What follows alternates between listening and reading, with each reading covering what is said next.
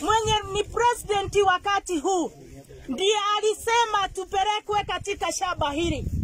Alionyeshana na tukaletwa hapa mwaka wa 2010. Ndio tuliweza kufika katika shamba hili.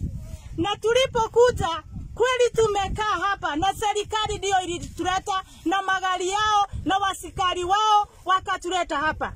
Na tulipokuwa tunaishi hapa tukigojea kugawiwa kwa hili shamba, wanatuambia tu shamba ni yanyu, shamba itakuja kugauliwa, na tumekaa hivyo. Maofisi nyingi tumeingia, si ndio? Si tumeenda?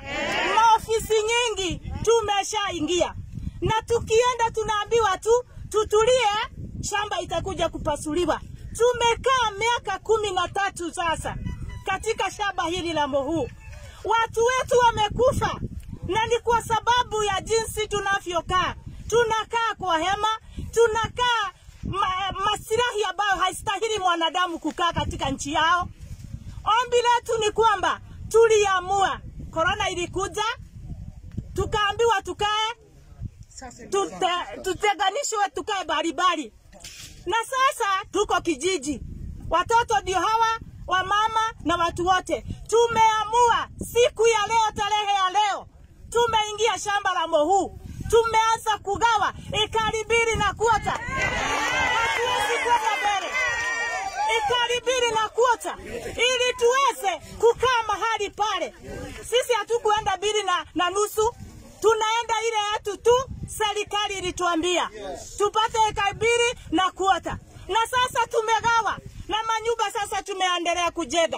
Ombi letu ni kwamba kama hamutaki tuendelee, serikali ama rais wetu mwenye aliamua tukuje hapa akuje.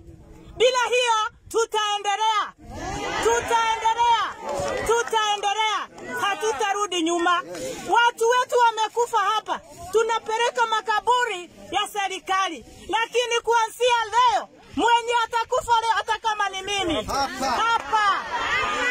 hapa hatutaenda bali sasa. Na tumechoka na kuambiwa